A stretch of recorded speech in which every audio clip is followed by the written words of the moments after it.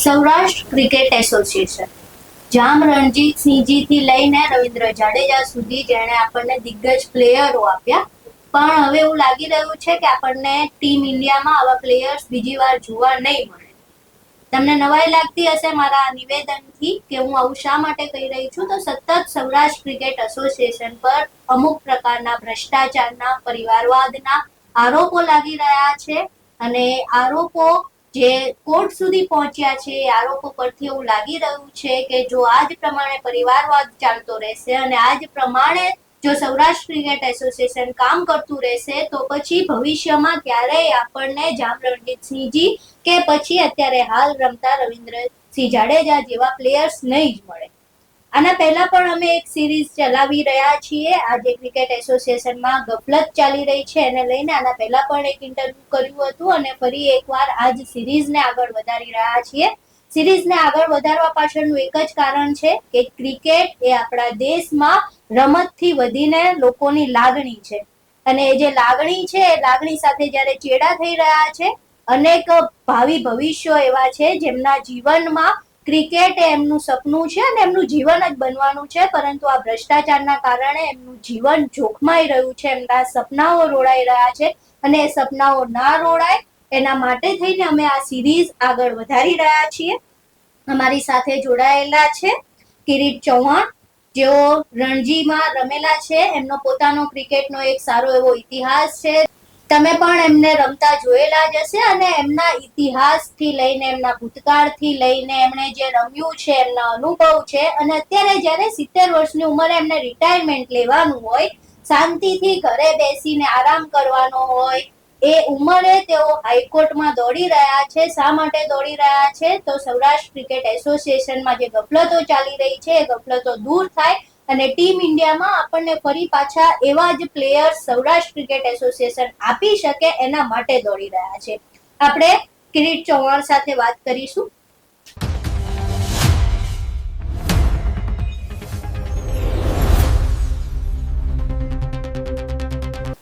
નમસ્કાર કિરીટભાઈ. સૌથી પહેલો પ્રશ્ન તો મારો એ છે કે હાઈકોર્ટ સુધી તમે ગયા, હાઈકોર્ટમાંથી એક હુકમ પણ બહાર પાડવામાં આવ્યો કે એક એડમિનિસ્ટ્રેટિવ કમિટીનું નિર્માણ કરવામાં આવશે. હવે આ એડમિનિસ્ટ્રેટિવ કમિટીનું જે નિર્માણની વાત કરવામાં આવી છે, એક તો પહેલા તો હાઈકોર્ટનો એ તમારો કેસ શું હતો અને કોર્ટે જે આ ટેમ્પરરી હુકમ આપ્યો છે, હજુ ચુકાદો નથી આવ્યો એટલે, તો આ ટેમ્પરરી હુકમને તમે કઈ રીતે જુઓ છો ને શું તમે એનાથી સંમત છો? જી બેન, સૌથી પહેલા તો એક આપણા માણસ જાતમાં એક વસ્તુ છે કે દરેકની એક ટોલરન્સ હોય, સહન કરવાની એક શક્તિ હોય છે. જ્યારે કોઈ પણ વસ્તુ સહન શક્તિથી વધારે ઉપર જાય ત્યારે તેની સામે અવાજ ઉઠાવવો પડે અને એ અવાજ અમે જ્યારે ઉઠાવ્યો, આ પહેલા મને લાગે છે કે કોઈએ સૌરાષ્ટ્ર ક્રિકેટ એસોસિએશન અથવા નિરંજન શાહ ની સામે કોઈએ આવો અવાજ ઉઠાવ્યો નથી. એનું કારણ એ છે કે અમે જે અવાજ ઉઠાવ્યો, અમારી જે પ્રેયર હતી હાઈકોર્ટમાં, એ અનુસંધાનમાં અમે માત્ર એટલું કહીએ અત્યારે તો કે નામદાર હાઈકોર્ટમાં જે કેસ દાખલ થયો છે એ માત્ર ને માત્ર અમારે એઝ એ ક્રિકેટર અને એઝ એ અમારા ગ્રુપ જે કોઈ છે અમારી સાથે, અમે ક્યારેય ક્રિકેટનું ખરાબ ઈચ્છ્યું નથી અને કોઈ પર્ટિક્યુલર એસોસિએશન કે સૌરાષ્ટ્ર ક્રિકેટ એસોસિએશન, જેને હું ખૂબ જ દિલથી માન આપું છું, એની સામે પડવાનો અમારો એઝ સચ એવો કોઈ ઈરાદો નહોતો. પણ જ્યારે દરેક વસ્તુની જેમ મેં કીધું એક લિમિટ આવી જાય અને અન્યાય વધતા ગયા, જ્યારે મેચો રમાડ્યા વગર સિલેક્શનો થયા, એસોસિએશન ડિસ્ટ્રિક્ટ એસોસિએશનને જે ફંડ મળવું જોઈએ, જે ફેસિલિટી મળવી જોઈએ, એ બધી ના મળી, ત્યારે અમે કોર્ટના દ્વાર ખખડાવ્યા અને નામદાર હાઈકોર્ટે એમઆર શાહ સાહેબની વડપણ નીચે એક રિપોર્ટ માંગ્યો હતો, જે સુપ્રીમના રિટાયર્ડ જજ છે, અને એમના દ્વારા જે બહુ જ મોટો મસ્ત રિપોર્ટ આવ્યો, ત્યારબાદ નામદાર હાઈકોર્ટે હાલ પૂરતો એવો ઓર્ડર આપ્યો છે જે 11 તારીખે આપણને ખબર પડશે કે એડમિનિસ્ટ્રેટર નિમાઈ રહ્યા છે. હવે એડમિનિસ્ટ્રેટર એ અમારી પહેલી ડિમાન્ડ હતી, કારણ કે જ્યારે માણસ સત્તાના મદમાં ઝૂમી ઉઠે છે, જેમ કે અત્યારે નિરંજન શાહ અને એમના કહેવાતા સુપુત્ર કહેવું પડે, બાકી સુપુત્ર તો છે જ નહીં, પણ એ જ્યારે મદમાં એની સત્તાના મદમાં એટલા બધા ઝૂમી રહ્યા છે કે એમને કોઈની પડી નથી. ત્યારે અમારે આ હાઈકોર્ટનો દરવાજો ખખડાવવો પડ્યો છે અને નામદાર હાઈકોર્ટે આ કેસને હાથમાં લઈ સ્ટડી કરી અને રિપોર્ટ વાંચી અને હાલ પૂરતું 11 તારીખ સુધી આ નિર્ણય અમે અવેઇટ કરી રહ્યા છીએ કે શું નિર્ણય આવે છે. અને અમે બહુ જ મોટી આશા રાખીને બેઠા છીએ કે એડમિનિસ્ટ્રેટર આવી જાય, એમનું નામ ડિક્લેર થઈ જાય. એટલે હજુ સુધી એડમિનિસ્ટ્રેટર્સ કોણ હશે એના વિશે કોઈ ખુલાસો નથી? જી ના, એ માત્ર 11 તારીખે મંગળવારે જ ખબર પડશે કે who will lead the committee. એડમિનિસ્ટ્રેટરની એક કમિટી આવશે, જે પણ એડમિનિસ્ટ્રેટર હેડ તરીકે આવશે એ એની ટીમ નક્કી કરશે. એમાં રિટાયર્ડ હાઈકોર્ટ જજ હોઈ શકે, આઈએએસ ઓફિસર હોઈ શકે, આઈપીએસ ઓફિસર હોઈ શકે, કોઈ સિનિયર જૂનો ટેસ્ટ ક્રિકેટર હોઈ શકે. કારણ કે આગળ એક વખત જ્યારે લોધા કમિટી વખતે થયું હતું ત્યારે ઇન્ડિયાની લેડીઝ ટેસ્ટ કેપ્ટન ડાયના એડલજી આની અંદર એક પાર્ટ હતી. એટલે આ રીતે કોઈ ક્રિકેટર પણ આવી શકે છે જે ફોર્મર ટેસ્ટ પ્લેયર હોય, હાયર કક્ષાનું ક્રિકેટ રમેલા હોય અને રિટાયર હોય. તો we are waiting for that કે કોણ આ હેડ કરે છે અને કમિટીમાં શું આવે છે, કેટલા મેમ્બરની કમિટી, લગભગ 5ની હશે એવું અમારી ધારણા છે. પણ એ મંગળવારે જ ખબર પડશે. મંગળવારે માત્ર એક નામ આવશે કે કોણ ચેર કરે છે આ કમિટીને, એડમિનિસ્ટ્રેટર કમિટીને, અને ત્યારબાદ હી વિલ સિલેક્ટ, એ નક્કી કરશે કે મારી ટીમમાં કોણ કોણ હશે. સૌરાષ્ટ્ર ક્રિકેટ એસોસિએશન જે છે એમાં વારંવાર પરિવારવાદના આરોપ લાગે છે. એમાં નિરંજન શાહ હોય કે રામભાઈ વડેદરા હોય, અને હવે તો એક એવા પણ સોશિયલ મીડિયા પર પોસ્ટર ચાલી રહ્યા છે કે આને સૌરાષ્ટ્ર ક્રિકેટ એસોસિએશન શું કામ કેવું, આને શાહ એન્ડ કંપની જ કહી દો. તો એવું તો શું છે, શા માટે નિરંજન શાહ પર આ પ્રકારના સતત આરોપ લાગી રહ્યા છે, અને એમનું જે આ સિલેક્શન પર પણ જે આરોપ લાગી રહ્યા છે ક્રિકેટર્સના, આખી શરૂઆત ક્યાંથી થઈ રહી છે અને આ પરિવારવાદનો આખો કિસ્સો શું છે? મેડમ, પરિવારવાદમાં તો એવું છે કે આજે જનરલી આપણે જોઈએ છીએ કે એક રાજા હોય, એનો છોકરો પછી રાજા બને, અથવા એક એમાં હોય રજવાડામાં, એ રીતનું. તો હવે આમાં એવું થઈ રહ્યું છે કે નિરંજન શાહ વર્ષોથી, લગભગ એમ કહું ને કે મોર દેન 40-45 યર્સ નિરંજન શાહ એક હથ્થું શાસન ચલાવી રહ્યા છે સૌરાષ્ટ્ર ક્રિકેટ એસોસિએશનનું. અને ત્યારબાદ એમના ફેમિલીમાંથી, એટલે શાહ, ડોશી અને કામદાર, લગભગ આ ફેમિલીની અંદરથી કોઈને કોઈ સારી પોસ્ટ, સારી જગ્યા, ઊંચા હોદ્દા, ઊંચા પગાર સાથે અપોઇન્ટ થાય છે. અપોઇન્ટ કોણ કરે છે? માત્ર નિરંજન Shah. there is no committee, there is no review, કોઈને કશું પૂછવાનું નથી, અને માત્ર બધા કુટુંબના જ હોય છે. એટલા માટે કહેવાય છે કે પરિવારવાદ. અને એવું તમે હમણાં બોલ્યા કે શાહ એન્ડ કંપની, તો it is very correctly said by somebody કે શાહ એન્ડ કંપની શા માટે? કે માત્ર શાહ સરનેમ હોય તો તમે આમાં આવો છો, અધરવાઇઝ યુ આર આઉટ.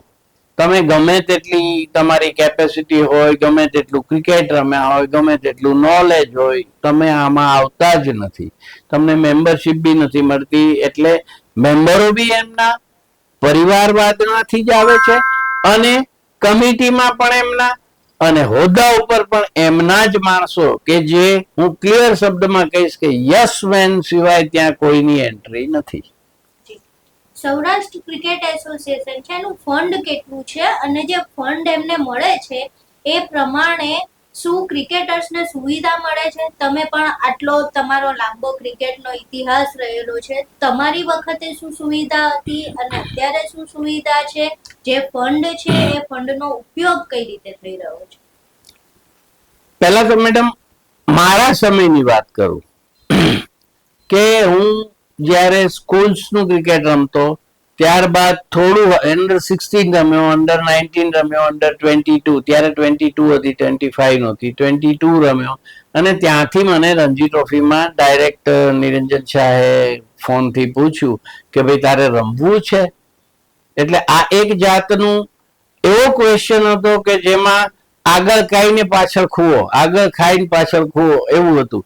હવે એ પ્રશ્ન એ માટે હતો કે જો હું રણજી ટ્રોફી માટે હા પાડું તો મારે પાછળનું જે અંડર-22 ટુર્નામેન્ટ હતી એ મારે કમ્પ્લીટલી ફોર એવર છોડી દેવી પડે, ત્યારે એવો નિયમ હતો.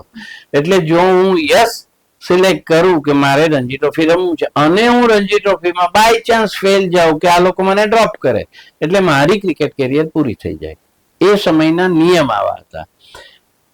લકીલી અને મહેનતથી બંને રીતે હું સક્સેસ ગયો અને મારી કેરિયર 14 વર્ષની લાંબી ચાલી.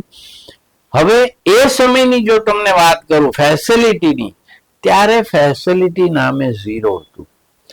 સૌરાષ્ટ્ર ક્રિકેટ એસોસિએશન માત્ર ડોનેશન અને ફંડ ઉપર ચાલતું હતું, જે મોટે ભાગે એમનો ફંડનો હિસ્સો કે ફંડનો આધાર માત્ર પોરબંદરના શ્રી હરિભાઈ તાજાવાલા હતા કે તાજાવાલા સાહેબ આટલી અમને મહેનત કરી અને એમના બિઝનેસમાંથી સૌરાષ્ટ્ર ક્રિકેટ એસોસિએશન માટે જે ફંડ આપે અમને, એ ફંડ ક્રિકેટ પાછળ વપરાતું હતું, જે બહુ જ લિમિટેડ હતું.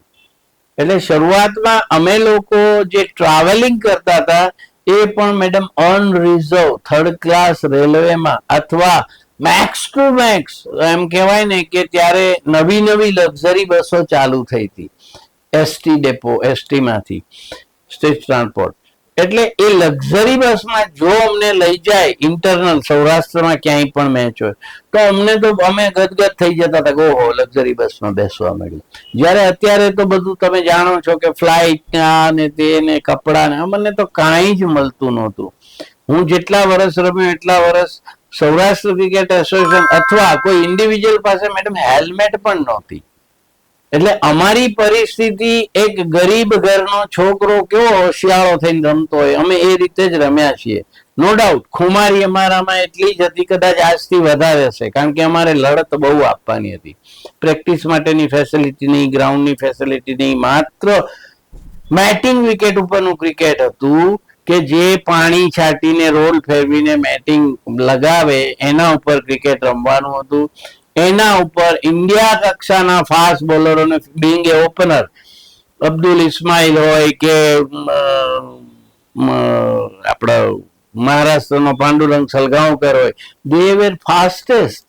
અને એને મેટિંગ ઉપર ફેસ કરવા માટે અમારી પાસે પ્રોટેક્શન બી નહોતું. અમે થાઈ પેડ બી જાતે બનાવતા હતા. એટલે આ પરિસ્થિતિ અમે રમીને આગળ આવ્યા છીએ. એટલે ક્રિકેટ એમ કહી શકાય ને કે અમે રમ્યા છીએ, માણ્યું છે અને જીવ્યા છીએ. હવે અત્યારની વાત કરીએ.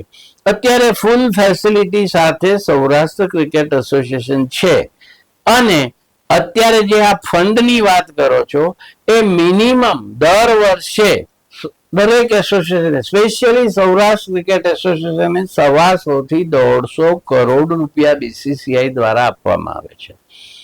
હવે એ રૂપિયાનું આ લોકોએ કેવી રીતે આયોજન કરી અને જે ડિસ્ટ્રિક્ટ છે એમના હાથ નીચે જ્યાંથી જુદા જુદા ડિસ્ટ્રિક્ટમાંથી કે અંતરિયાળ ગામમાંથી સારા ક્રિકેટર મળી રહ્યા છે, એ ક્રિકેટરો પાછળ ખર્ચો કરવાનો હોય જે આ લોકો ઘણી ગાંઠી જગ્યાએ કરે છે. જે દરેક ડિસ્ટ્રિક્ટને એનું ફંડ મળતું નથી, એનું ગ્રાઉન્ડ બનાવી દેતા નથી, યા પેવિલિયનની વ્યવસ્થા નથી હોતી, એમને રોલર નથી મળતો, એમને જો બાય ચાન્સ ટર્ફ ગ્રાઉન્ડ બનાવી બી નાખે તો કટર નથી હોતા, એવી પરિસ્થિતિ, ગ્રાસ કટર નથી હોતા. આ પરિસ્થિતિમાં દરેક એસોસિએશન સ્ટ્રગલ કરી રહ્યું છે. ક્રિકેટર જો અપકમિંગ ક્રિકેટર છે જેને બેટ્સમેન છે તો પરફેક્ટ વિકેટ મળશે તો એનું બેટિંગ પરફેક્ટ થશે.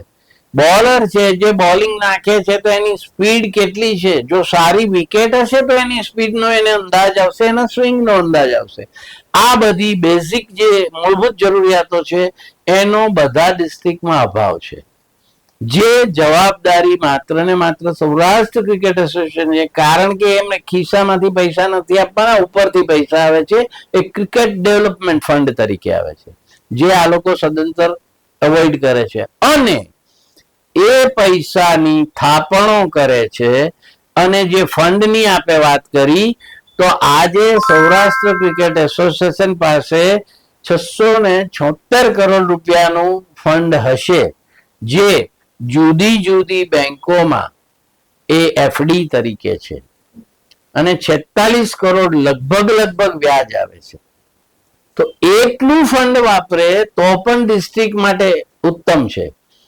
પણ આ લોકો માત્ર 2 સહીથી એ પૈસા ઉપડી જાય અને કાલ સવારે બીજો માલિયા મળે ઇન્ડિયાને, તો એની જરાય નવાઈ નથી. અને હવે જ્યારે એડમિનિસ્ટ્રેટરની વાત ચાલી રહી છે ત્યારે દરેક પ્રકારની ગેરરીતિઓના આમાં મૂળ રહેલા છે. મુખ્ય વસ્તુ એ છે, અને આ જે હાઈકોર્ટની મેટર છે એમાં મેડમ હું પર્સનલી એવું માનું છું કે દરેક જેને ખોટું કર્યું છે, જે મનથી પોતે ગુનેગાર છે એવી ભાવના છે, એ ક્યાંક ને ક્યાંક કાયદાનું ઉલ્લંઘન કરી જ રહ્યો હોય છે. જે અમારા નોલેજમાં આવતું જાય છે એ વારે વારે આવું કામ કરતા જાય છે, અને અમે એને એક્સપોઝ કરતા જઈએ છીએ, કોર્ટમાં પ્રૂફ આપીએ છીએ. અમે કોઈ પણ વાત હવામાં કરતા નથી.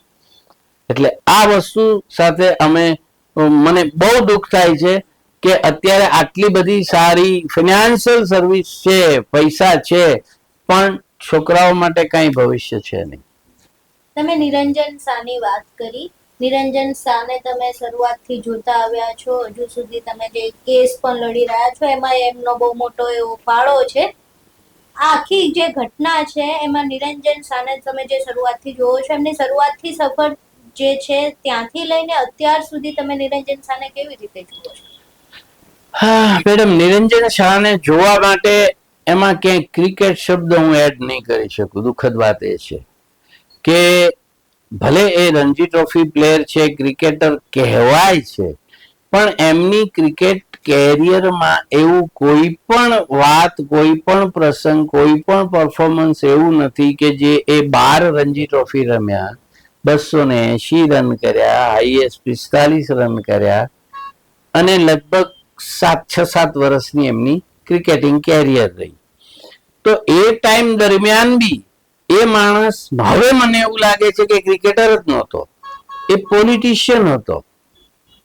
કારણ કે જ્યારે એમણે આ સેક્રેટરીશિપ, છેલ્લા લગભગ 45 વર્ષની વાત કરું છું, હસ્તગત કરી, ત્યારે એ ઓલરેડી ક્રિકેટ રમતા હતા.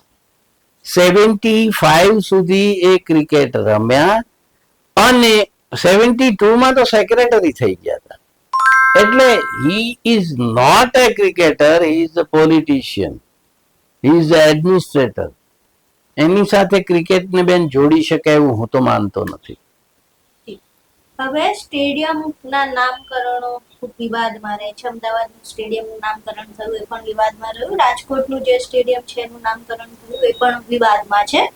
હવે સૌરાષ્ટ્રમાં આપણે વાત કરીએ તો જામરણજીતસિંહ થી લઈને દિલીપસિંહજી સુધી છે, સલીમ દુરાની છે, બહુ દિગ્ગજ ક્રિકેટર્સ આપણને મળેલા છે.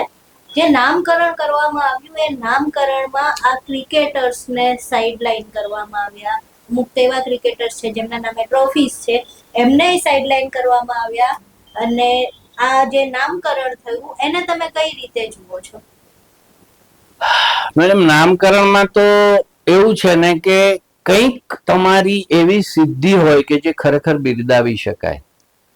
હવે એવી સિદ્ધિ તો જે નામ આપ્યું છે, હું આ માણસ શબ્દ જ વાપરીશ, હું નામ લેવાય નથી માંગતો, કે આ માણસે બી કોઈ પણ સિદ્ધિ નથી કે જે ક્રિકેટ સ્ટેડિયમમાં કોઈ એક ખૂણામાં પણ એનું નામ હોય.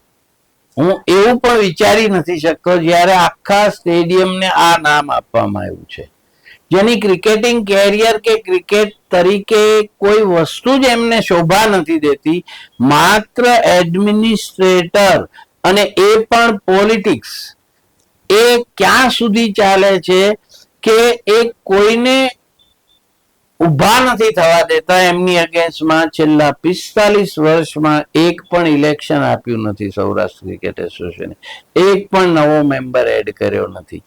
એટલે he is a good politician, he is good administrator, કારણ કે એડમિનિસ્ટ્રેટર એટલા માટે કહેવું પડે કે કાંઈક તો બોલાવવું પડે, એટલે ઇન્ફ્રાસ્ટ્રક્ચર ઊભું કરી દીધું, તો એનો સંપૂર્ણ ઉપયોગ પોતાના પરિવાર માટે. એ જે પૈસા ઉભા કર્યા, બહુ જ ફંડ ભેગું કર્યું, પણ વાપરે છે કોના માટે? માત્ર પોતાના માટે. આલિશાન ગાડીઓમાં એનો દીકરો ફરી રહ્યો છે, જે એપેક્સ મેમ્બર છે, 40-45 લાખ રૂપિયાની ગાડીમાં ફરે છે. એ લોકો આલિશાન ઓફિસમાં બેસે છે, અને એવું સાંભળવામાં આવ્યું છે કે એક આઉટ હાઉસ બનાવ્યું છે, જે લોકો એકદમ 5 સ્ટાર હોટલ થી પણ વધારે સારી ફેસિલિટી ધરાવે છે. આઈ ડોન્ટ નો એનો ઉપયોગ શું છે. હવે આ જે બધી નીતિઓ ચાલી રહી છે, પરિવારવાદ છે, તો ઉપરના લેવલે છે, પણ એવા પણ આરોપ લાગી રહ્યા છે કે નીચે જે નાના ક્રિકેટર્સ છે એમના સિલેક્શનમાં એટલા પરિવારવાદ થઈ રહ્યા છે, એમાં સિલેક્શનમાં વાલા દવલાની નીતિ ચાલી રહી છે. તો એ શું છે? અને જો આ જ પ્રકારે જો સિલેક્શનમાં વાલા દવલાની નીતિ ચાલશે તો પછી ટીમ ઇન્ડિયાને આપણે બેસ્ટ પ્લેયર્સ કઈ રીતે મોકલી શકીએ? બરાબર છે. હવે સિલેક્શન એ વસ્તુ જ એવી છે કે તમે કયા બેઝ ઉપર સિલેક્શન કરો છો. હવે સિલેક્શનનો બેઝ હંમેશા પરફોર્મન્સ બેઝ હોવું જોઈએ. પરફોર્મન્સ જે તે ક્રિકેટરનું, બોલર હોય, બેટ્સમેન હોય, વિકેટકીપર હોય, કે બી હોય, તો એનું તમે કઈ રીતે જજ કરો? સિલેક્શન જજ કરવા માટે મેચ પ્રેક્ટિસ, ટુર્નામેન્ટ એ જરૂરી છે. તમે કોઈ પણ છોકરાને કોઈ પણ ડિસ્ટ્રિક્ટ વચ્ચે ક્રિકેટરને 1, 2, 3 મેચ રમાડી દેશો, એના ઉપરથી એ છોકરા અથવા આખા સૌરાષ્ટ્રના બધા ડિસ્ટ્રિક્ટના ક્રિકેટર્સ એમાં પરફોર્મ કરી લે અને સારી રીતે એમને જોવામાં આવે એવી આશા સાથે લોકો આખું વર્ષ રમતા હોય છે. પણ અહીંયા તો ટુર્નામેન્ટ જે બી નાની મોટી રમાઈ એને માત્ર એક ફેઝમાં પૂરી કરી દેવામાં આવી અને સીધા કેમ્પ થઈ ગયો કે પછી સિલેક્શન થઈ ગયું ને બધું. તો આ બધી વસ્તુમાં સિલેક્ટર્સ જે છે એમનો બહુ મોટો રોલ છે. પણ સિલેક્ટર એમના જ માણસો છે. સિલેક્ટર જે એકેડેમી ધરાવે છે. એટલે હું આજે સિલેક્ટર છું ને મારી એકેડેમી છે, તો બેન હું મારા જ એકેડેમીમાં રમતા છોકરાઓ કે જેના પેરેન્ટ્સ મને હેન્ડસમ અમાઉન્ટ આપે છે વર્ષ દરમિયાન, coaching, special coaching, XYZ facility બધું, તો એ લોકો જ રમવાના છે. હવે આજે જે ઉગતો ક્રિકેટર જે સામાન્ય ફેમિલીમાંથી છે, એના પેરેન્ટ્સ એમ કહેવાય કે પેટ કાપીને એની ફી ભરે છે અને બધા ઇક્વિપમેન્ટ્સ લઈ આપે છે. અત્યારે તો ઇક્વિપમેન્ટ્સ બહુ મોંઘા છે. તો એ બધી વસ્તુમાં પેરેન્ટ્સ એમનો પૈસા બગાડે, છોકરો એમનો ટાઈમ બગાડે છે, એનું ભણતર બગાડે છે, અને શારીરિક મહેનત કેટલી થાય છે એની 7 કલાક 8 કલાક, અમે 7 કલાક તો મિનિમમ કરતા હતા. એટલે હું માની લઉં છું કે અત્યારનો છોકરો બી એટલી મહેનત કરશે તો જ આગળ આવશે ને કરતા જ હશે. તો એ બધી વસ્તુનું એને વળતર શું? જો પ્રોપર સિલેક્શન ના થાય તો કઈ રીતે એ છોકરો આવશે? અને મને ખરેખર બહુ જ દુઃખ થાય છે આ વાતનું કે કહેવાતા ક્રિકેટરો સિલેક્ટર છે, જે લોકો 50 રણજી ટ્રોફી ઓલરેડી રમી ચૂક્યા છે. એવું નથી કે સિલેક્ટરો નથી રમ્યા, અમુક એવા બી છે, એના નામ આપણે ડિસ્ક્લોઝ નહીં કરીએ, પણ મેજોરિટી ક્રિકેટર રમેલા છે. ક્રિકેટ 50 રણજી ટ્રોફી રમેલા છે, 6, 7, 8, 10 વર્ષની કેરિયર છે એમની. પણ એ લોકોને માત્ર જો યસમેન હોય તો સિલેક્ટર બનાવવાના, જો એમના ફંડમાંથી, ક્રિકેટરના એકેડેમીના ફંડમાંથી પણ એવું સાંભળ્યું છે કે આ લોકોમાંથી કોઈ લોકો પૈસા લે. એટલે આજે એક સિલેક્ટર એવું પણ સાંભળ્યું છે, એવા પણ પેરેન્ટ્સના અમારી પાસે ઓડિયો આવેલા જે એકચ્યુઅલી પ્રૂફ નથી ગણતા કોઈ ઓડિયો ક્લિપિંગને, પણ ઓડિયો ક્લિપિંગમાં એવું પણ અમારી પાસે આવ્યું છે કે ₹1,00,000 આપ્યો હોય છતાં ડિસ્ટ્રિક્ટમાં એ છોકરો સિલેક્ટ ના થયો હોય. એટલે જ્યાં પૈસાનો વહીવટ છે, જ્યાં લાગવગનો વહીવટ છે, જ્યાં પરિવારવાદ ચાલે છે, ત્યાં તમે કોઈ સારી આશા તો રાખી શકો એવું છે જ નહીં. આ બધું ક્વાઇટ એક્સપોઝ, આ બધી વસ્તુ લોકોને નથી ખબર એવું નથી, પણ સામાન્ય પબ્લિક એવી છે કે જેના ધ્યાનમાં આ વસ્તુ લાવવી જરૂરી છે, કે એ લોકો એવું ના સમજે કે આ ગણ્યા ગાંઠા માણસો એક ગ્રુપ બનાવીને સૌરાષ્ટ્ર ક્રિકેટ એસોસિએશન બદનામ કરે છે. Our intention is not that. Our intention is કે આવતી પેઢી ઉગતા ક્રિકેટરોને પૂરો સપોર્ટ, પૂરી ફેસિલિટી અને યોગ્ય ન્યાય સિલેક્શન મળે. પરફોર્મન્સ બેઝ અમે એ જ ડિમાન્ડ કરીએ છીએ કે પરફોર્મન્સ મૂકો અને સિલેક્ટ કરો. એ ક્યારે થશે? ટુર્નામેન્ટ રમાડશે તો. જે સદંતર આ લોકો અવોઇડ કરી રહ્યા છે, કારણ કે ટુર્નામેન્ટ રમાડવાનો પણ ખર્ચો તો થવાનો. આ લોકો કોઈ પૈસા ખિસ્સામાંથી કાઢવા માંગતા નથી. મને તો એવો બી ખ્યાલ છે કે અમુક મેચો રમાડવા માટે 1500 રૂપિયા છોકરાઓ પાસેથી, ક્રિકેટર પાસેથી લેવામાં આવ્યા છે. હવે આ તો હદ થાય છે. 674 કરોડ રૂપિયા તમે દબાઈને બેઠા છો અને તમે 1500 રૂપિયા મેચની એક્સપેન્સ કાઢવા માટે લ્યો છો, લંચ માટે ના લ્યો છો, બોલ માટે ના લ્યો છો. શેમ. આનાથી વધુ બદબદતી વસ્તુ ક્યાંય ના હોય. આ બધી વાત થઈ રહી છે ત્યારે આ જ વસ્તુ મેડમ એક ધ્યાન દોરવા માંગીશ કે બરોડા ક્રિકેટ એસોસિએશનમાં પણ આ ચાલી રહ્યું છે. મહારાષ્ટ્ર ક્રિકેટ એસોસિએશનમાં પણ એડમિનિસ્ટ્રેટર આવી ચૂક્યા છે. એટલે એડમિનિસ્ટ્રેટર આવશે એવી ભલે અત્યારે ઓફિશિયલી વસ્તુ ડિક્લેર નથી થઈ નામદાર જજ, હાઈકોર્ટ જજ દ્વારા, પણ આ બધું જોતા એવું લાગી રહ્યું છે કે administrator is required, must and it is first of all. આ જરૂરી વસ્તુ છે એટલે નામદાર કોર્ટ આ વસ્તુ કરશે એવી અમારી આશા છે.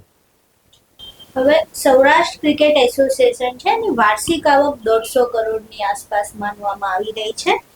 એ મુજબ સૌરાષ્ટ્ર ક્રિકેટ એસોસિએશન એક તો પહેલા તો ટેક્સ કેટલો ભરે છે, અને ક્યાંક એવી પણ વાતો ચાલી રહી છે કે આ જે ટેક્સ ભરવામાં છે એમાંય ગફલતો થઈ રહી છે. એવું કંઈ તમારા ધ્યાનમાં આવ્યું છે? એમાં મેડમ એવું છે કે ટેક્સ ભરવો, બચાવવો અને ઓડિટ કરવું, એ ઓડિટર બી વર્ષોથી ઘરના જ છે. એટલે એ વસ્તુ ક્યાંય બહાર ના આવે એ આ લોકો પહેલું ધ્યાન રાખે છે. છતાં અમારી પાસે એક વસ્તુ આવી છે કે આગળના વર્ષોના ટેક્સ એમણે ભર્યા નહોતા, એટલે કંઈક બહુ જ મોટી રકમ, આઈ એમ નોટ શ્યોર કેટલી રકમ છે, પણ 1.5-2 કરોડ કે એનાથી વધારે હશે કે જે હશે એ લોકોએ ફાઇન તરીકે ભર્યો છે. કારણ કે ઇન્કમટેક્સ ડિપાર્ટમેન્ટ છે એ તમને up to certain extent time limit આપે અને તમારું જે કંઈ છે તે તમે કાલે ભરશો, નેક્સ્ટ યર ભરશો, એવી રીતના ચાલતું હોય છે. તો આ લોકોના તો બધા અંદરના જ માણસો છે, અને BCCI ના સેક્રેટરી હતા નિરંજનભાઈ જે સમયે, ત્યારથી એમણે બીજા બધા વ્યક્તિ કે બીજા બધા ડિપાર્ટમેન્ટ ઉપર એટલો હોલ્ડ લઈ લીધો છે કે એ કરે ચાલે. પણ હવે પરિસ્થિતિ બદલાઈ છે એટલે એ લોકો કેટલો ટેક્સ ભરે છે તો લગભગ કોઈને એ ફિગર ખ્યાલ નહીં આવે. પણ હવે જ્યારે એડમિનિસ્ટ્રેટર નિમાશે અને બહારથી ઓડિટર આવશે ત્યારે આખું પિક્ચર, નાણાકીય ગોટાળાનું પિક્ચર સામે આવે એ પોસિબિલિટી છે અને એ થશે. સૌરાષ્ટ્ર ક્રિકેટ એસોસિએશન પોતાની જે એફિલિએટેડ સંસ્થાઓ છે એના માટે શું કરી રહ્યું છે? કારણ કે ઘણી વખત એવું હોય કે એમને કરવાનું કંઈક બીજું હોય, થઈ કંઈક બીજું રહ્યું હોય. તો શું આમાં પણ એવો મોટો તફાવત જોવા મળી રહ્યું છે કે જે એને કરવું જોઈએ એફિલિએટેડ સંસ્થાઓ માટે એનાથી કંઈક વિપરીત દ્રશ્ય હોય? એફિલિએટેડ સંસ્થાઓ કે જે આ બધા ડિસ્ટ્રિક્ટ લેવલના, રૂરલ ડિસ્ટ્રિક્ટ લેવલના બધા એસોસિએશન છે, નાના મોટા જે બી હોય તે, પણ દરેક એસોસિએશનને મોનિટરી ફંડ અને અધર ફેસિલિટી, હવે ધારો કે કોઈ ગ્રાઉન્ડ બનાવવાનું છે તો એના માટે માટી બહુ પહેલી વસ્તુ છે, બ્લેક સોઇલ, રેડ સોઇલ, જે દરેક જગ્યાએ અવેલેબલ નથી હોતી, અને દરેક ડિસ્ટ્રિક્ટ ક્રિકેટ એસોસિએશનના હોદ્દેદારો અથવા તો એમનું ફંડ એમને પરમિટ નથી કરતું કે આ જગ્યાએથી માટી મગાવો, આ રીતે તમે સ્પ્રેડ કરો, આવું વિકેટ બનાવો, આ બરમુડા ગ્રાસ નાખો, એના ઉપર 1.5 ટન 2 ટનનો હેવી રોલર ફેરવો. એ બધું મેનેજ કરવાની દરેક ડિસ્ટ્રિક્ટની ફાઇનાન્શિયલ પરિસ્થિતિ અથવા તો નોલેજ બંને નથી હોતા. તો આ બધી વસ્તુ પ્રોવાઈડ કરવી અને દરેક ડિસ્ટ્રિક્ટ ક્રિકેટ એસોસિએશનમાં એટલીસ્ટ એક સારું ગ્રાઉન્ડ કે જ્યાં અપકમિંગ ક્રિકેટર્સ મહેનત કરી શકે, મેચ રમી શકે વગેરે. તો આમાં સદંતર ફેલ છે. ફેલ એટલે કશું ધ્યાન બહાર નથી ગયું. આ બધું ડેલિબરેટલી થઈ રહ્યું છે. એ લોકોને વાલા દવલાની નીતિ એટલે એમના અમુક ક્રિકેટર્સ, અમુક ડિસ્ટ્રિક્ટ ક્રિકેટ એસોસિએશન એ લોકો એમ સમજે છે કે જો આનું નહીં કરીએ તો એ લોકો અવાજ ઉઠાવશે. દાખલા તરીકે જેમ હમણાં પોરબંદર ડિસ્ટ્રિક્ટે ઉઠાવ્યો, ભાવનગર ડિસ્ટ્રિક્ટે અવાજ ઉઠાવ્યો છે. આવા મેજર ડિસ્ટ્રિક્ટ છે એમને એ લોકો ડરના મારે અમુક હેલ્પ કરે છે. પણ તેમ છતાં જે હેલ્પ કરે છે, જે કોન્ટ્રાક્ટ આપે છે ગ્રાઉન્ડ બનાવવાનો વગેરેનો, તો એની કિંમત બેન જે હોય એના કરતા એનો સ્ટિપ્યુલેટેડ ટાઈમ હોય કે આટલા સમયમાં આ વસ્તુ તૈયાર થઈ જશે, તો એ તૈયાર થતી નથી. એ ખર્ચો એટલો રહેતો નથી, ખર્ચો ડબલ થઈ જાય છે, ટાઈમ ડબલ થઈ જાય છે, અને છતાં એ વસ્તુ અધૂરી હોય છે. એટલે આ બધામાં એ લોકોના પૈસા હોય જ છે મેડમ. અને આપ જાણો છો કે આ દુનિયામાં એક એવી અમાઉન્ટ હોય છે કે એક કોન્ટ્રાક્ટ મળે એટલે અમુક અમાઉન્ટ આમથી આમ જાય.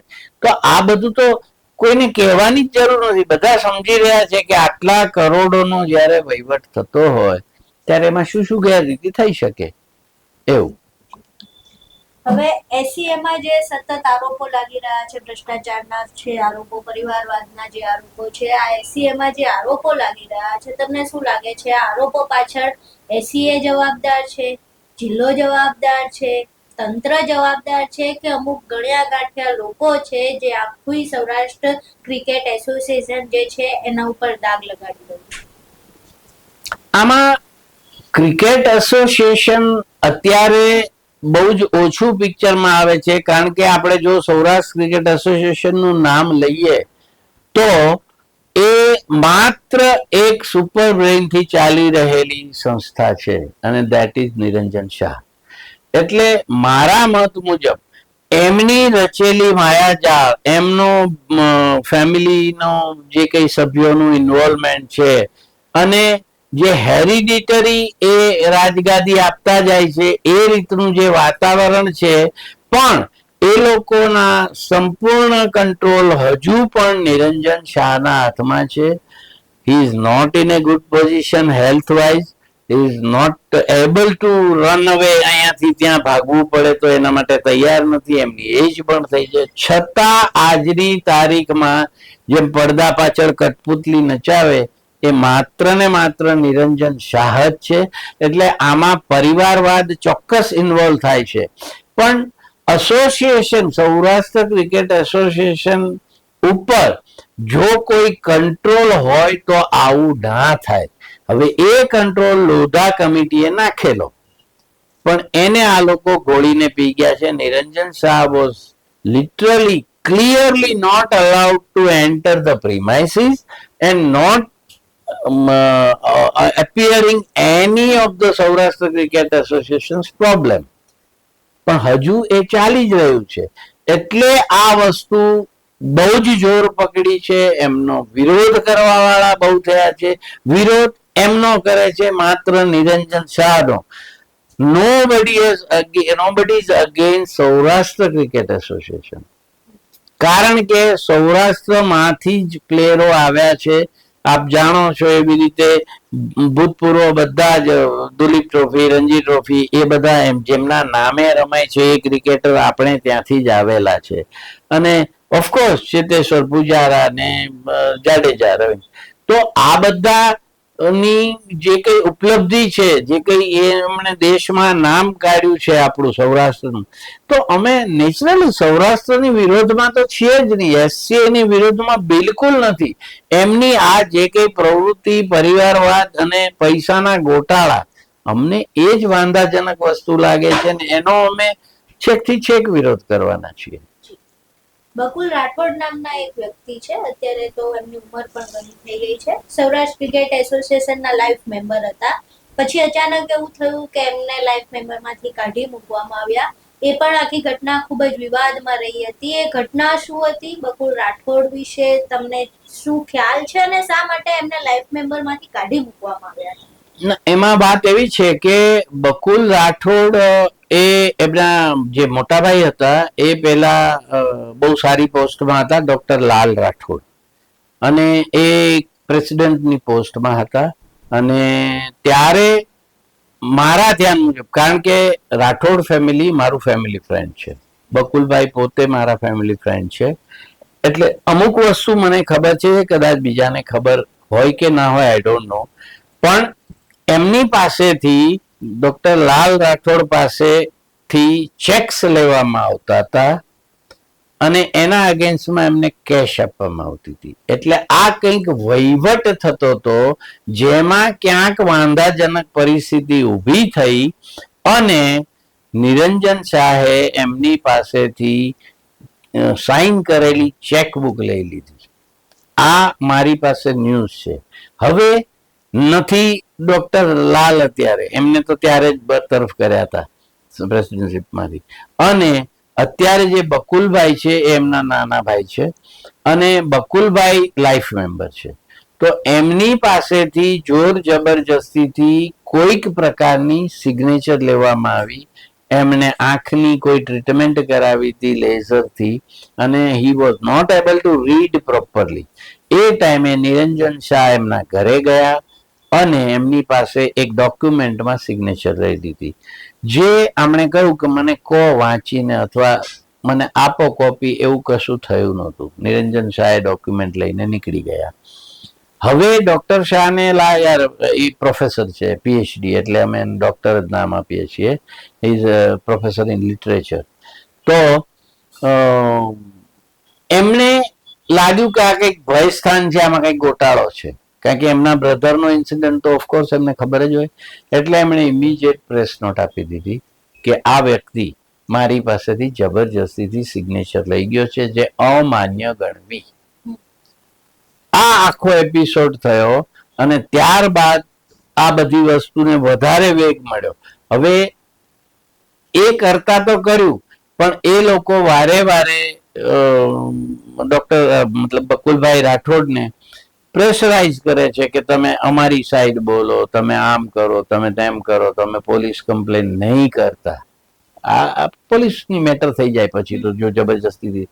પણ કોઈ પણ કારણે એમને નથી કરી police complain. We don't mind, અમે કોઈને જબરજસ્તી કશું કરાવતા નહીં. ધેટ વોઝ ધ પ્રૂફ કે આ લોકો કેટલા ગિલ્ટી છે. એટલે કોઈને કોઈ સમયે કોઈને કોઈ ગુનાહિત પ્રવૃત્તિ આ લોકો કાયદા વિરુદ્ધની કરી જ દે છે.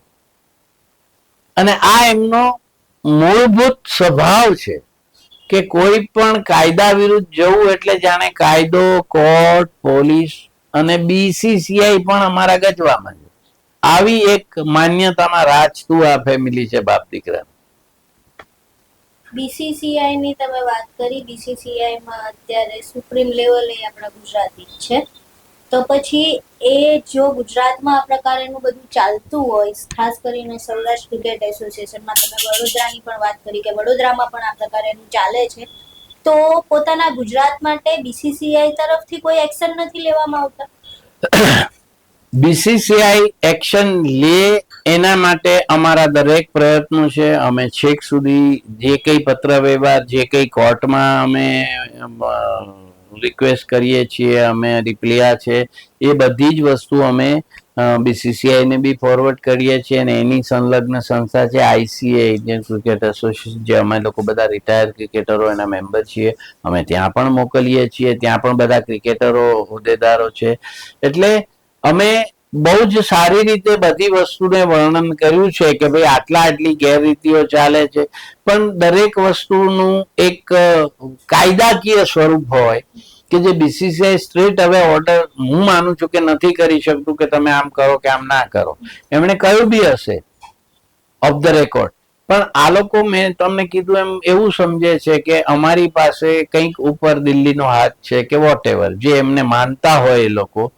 પણ દરેક બાબતમાં આવું થતું નથી. જ્યારે સત્ય સામે આવે છે અને વિથ એવિડન્સ આવે છે, ત્યારે દરેક માણસને ડર લાગે છે. અને આ વસ્તુ અમારા તરફથી એ રીતે રજૂ થઈ છે કે અમે જે કંઈ વાત કરીએ છીએ વિથ ડોક્યુમેન્ટ, વિથ પ્રૂફ, એ સાથે જ વાત કરીએ છીએ. એટલે હવે લાગી રહ્યું છે કે BCCI also will refer this case, અને એમના આદેશથી પણ કદાચ એડમિનિસ્ટ્રેશનમાં કોઈ ક્રિકેટર આવી શકે છે, એવું અમે માનીએ છીએ. એડમિનિસ્ટ્રેશનની તમે વાત કરી, 11 તારીખે હાઈકોર્ટમાં સુનાવણી છે. તમને શું લાગે છે કે એડમિનિસ્ટ્રેશનની જે મેઇન ચેર છે એમાં કેવા પ્રકારના લોકો હોવા જોઈએ, અને જે કમિટી છે કમિટીમાં પણ કઈ પ્રકારના લોકો હોવા જોઈએ જેના કારણે આ જે બધા ગોટાળા ચાલી રહ્યા છે બંધ થઈ શકે? એડમિનિસ્ટ્રેટર એક બહુ જ મહત્વનું પાસું છે, મહત્વનો હોદ્દો છે અને બહુ જ જેને કહેવાય કે વિશ્વાસપાત્ર એક કમિટી છે કે જે આ પ્રકારના જે કઈ ગોટાળા છે, પછી વહીવટના હોય, પૈસાના હોય કે અન્યાયના હોય કે જે પણ હોય, પણ એડમિનિસ્ટ્રેટર ત્યારે આવે છે જ્યારે સુપ્રીમ અને હાઈકોર્ટ બંને કન્વિન્સ થાય કે અહીંયા કંઈક વધારે પડતું ખરાબ થઈ રહ્યું છે, ચાહે વહીવટમાં હોય ચાહે પૈસામાં હોય. હવે આ એડમિનિસ્ટ્રેટર જ્યારે નક્કી થઈ રહ્યા છે, મંગળવારે ખબર પડશે કે કોણ આવે છે. હવે એ જે પણ મેઇન એડમિનિસ્ટ્રેટર હોય, જે ચીફ હોય, ચેરપર્સન હોય, એની પાસે રાઈટ હોય અને એ કોઈ પણ હાયર લેવલના ઇન્ટેલેક્ચ્યુઅલ અનુભવી પ્રકારના જે કઈ ઓફિસર હોય, રિટાયર્ડ ઓફિસર, એમાં આઈએએસ, આઈપીએસ અને જૂના ક્રિકેટર કોઈ પણ હોય, ટેસ્ટ પ્લેયર હોય, આ પ્રકારના રિટાયર્ડ જજીસ હોય કે સુપ્રીમના હોય કે હાઈકોર્ટના હોય, આ પ્રકારમાંથી કોઈ પણ વ્યક્તિઓને એ પોતાની ટીમ માટે પ્રપોઝ કરે અને ઇફ દે આર અવેલેબલ તો એવી એક ટીમ બને છે જે સંપૂર્ણ બધી જ રીતે સ્ટેપ બાય સ્ટેપ આ લોકો પર કંટ્રોલ કરે છે. પહેલામાં પહેલો કંટ્રોલ એ ઓફિસ પોતાના હાથમાં લઈ લે છે અને દરેક વહીવટ, ફાઇનાન્સની અત્યારે વાત નથી કરતો, પણ બીજા બધા વહીવટ કે જે અનઓફિશિયલી એનો કબજો લઈને બેઠા છે એ બધાને પહેલા તો બહાર કાઢશે. એટલે આ બાપ દીકરાનું જે રચેલું ષડયંત્ર છે ને એ આખું પહેલા તો ધોવાશે. એટલે અમારા માટે એ બહુ જ પોઝિટિવ વસ્તુ છે ને અમે આને બહુ સારી રીતે જોઈએ છીએ કે કાયદો અને વ્યવસ્થા હજુ બહુ જ સરસ ચાલી રહી છે અને અમને બહુ જ મોટો વિશ્વાસ છે કે આનું પરિણામ આગળ ઉગતા ક્રિકેટરો માટે બહુ સારું આવશે. એક છેલ્લો પ્રશ્ન કે જે પ્રમાણે આ બધું ચાલી રહ્યું છે કાયદાકીય રીતે તો તમે લડત આપી જ રહ્યા છો, પણ જો આને જડ મૂળથી ખતમ કરવું હોય, જે પ્રમાણે પરિવારવાદ છે કે ભ્રષ્ટાચાર છે કે જે નાણાકીય ગડબડો છે, તમે બધી વસ્તુ આટલી નજીકથી જોયેલી છે, તમે ખુદ ક્રિકેટમાં એટલા રહેલા છો, તો એ શું બદલાવ મેન્ડેટરી હોવા જોઈએ કે જેના કારણે આ જડમૂળથી ખતમ થાય અને વારંવાર આ પ્રકારના કોર્ટના ધક્કા ના ખાવા પડે? દરેક સંસ્થા છે ને મેડમ, એમાં એક સામાન્ય પ્રોસિજર હોય કે યોગ્ય વ્યક્તિ યોગ્ય પદ સંભાળે અને એના માટે મોસ્ટલી કાયદાકીય રીતે એક ઇલેક્શન થતું હોય. હવે આ ઇલેક્શન જ જ્યારે નથી થતું અને જે હકદાર છે, ડિસ્ટ્રિક્ટ ક્રિકેટ એસોસિએશનો, રૂરલ પણ આવી જાય, મેઇન ડિસ્ટ્રિક્ટ બી આવી જાય, 20 ડિસ્ટ્રિક્ટ એસોસિએશન હોય, તો એ લોકોને પહેલા તો વોટિંગ રાઇટ આપે જેના લીધે ફેર ઇલેક્શન થાય. બીજું, જે એક્સ ક્રિકેટર લાઈક મી, અમને લોકોને પણ મેમ્બર બનાવી અને વોટિંગ રાઇટ આપવા જોઈએ, because we know what is required in the cricket. Cricket માટે જરૂરી વસ્તુ શું છે અને એ કોણ કરશે, તમે કરશો કે પેલો કરી શકશે વધારે સારી રીતે. એટલે અમે એ પ્રકારે અમને પણ વોટિંગ રાઇટની માંગ કરી છે અને જો આમાં સુધારો જડ મૂળથી લાવવાનો હોય તો જે ઇલ માઇન્ડેડ છે એમને તો પહેલા ડિસ્કાર્ડ કરવા જ પડે, કે જે લોકો આખી વસ્તુને એક પૈસા અને પેઢી તરીકે જુએ છે ને, એ તો આમાંથી થિંકિંગ જ જતું રહેવું જોઈએ અને જતું રહે ક્યારે, જો એ લોકો આમાંથી બહાર થાય. અને એડમિનિસ્ટ્રેટર આવીને એ જે બી નિર્ણયો લેશે એ આ લાઈન ઉપર લેશે કે જે વહીવટને સુધારી શકે. તો આ હતા આપણી સાથે કિરીટ ચૌહાણ. સૌરાષ્ટ્ર ક્રિકેટ એસોસિએશનને લઈને જેટલી પણ વાતો હતી, જેટલા પણ ગફલતો થઈ રહી છે, હાઈકોર્ટમાં જે સુનાવણી થવાની છે અને અત્યાર સુધીમાં જે હાઈકોર્ટે નિર્ણય લીધો, તમામ બાબત પર આપણે વિગતે ચર્ચા કરી. આ સિરીઝ હજુ અમે અહીંયા ખતમ નથી કરવાના, કારણ કે આ આપણા દેશના ભવિષ્યની વાત છે. અને ખાસ કરીને જેમ પહેલા જ મેં વાત કરી, ક્રિકેટ આપણા દેશ માટે એક રમતથી વધીને લાગણી થઈ ગઈ છે, અને લાગણી સાથેના ચેડા ક્યારેય ચલાવી લેવામાં ન આવે. આજે વાતચીત થઈ છે, વાતચીતમાં ઘણા ખુલાસા થયા છે. હજુ આગળ હાઈકોર્ટમાં પણ નવા ખુલાસા થઈ શકે છે, અને આવનારી જે સિરીઝમાં અમે આગળનો એપિસોડ તમને બતાવીશું એમાંય નવા ખુલાસા થઈ શકે છે. આ જે વાતચીત છે, આ વાતચીત પરથી તમને શું લાગી રહ્યું છે? સૌરાષ્ટ્ર ક્રિકેટ એસોસિએશનની સાથે વડોદરાનું પણ નામ આવ્યું છે. તમને આ એસોસિએશનને લગતી જો તમારી પાસેની કોઈ માહિતી હોય એવી, તો તમે પણ અમને કોમેન્ટ બોક્સમાં જરૂર જણાવજો. અને આખી વાતચીત પરથી ક્રિકેટનું ભવિષ્ય તમે શું જોઈ રહ્યા છો એ પણ અમને કોમેન્ટ બોક્સમાં જરૂર જણાવજો. વિડીયો પસંદ આવ્યો હોય તો વિડીયોને લાઈક કરજો, શેર કરજો અને અમારી ચેનલને સબસ્ક્રાઇબ કરવાનું ભૂલશો નહીં. નમસ્કાર.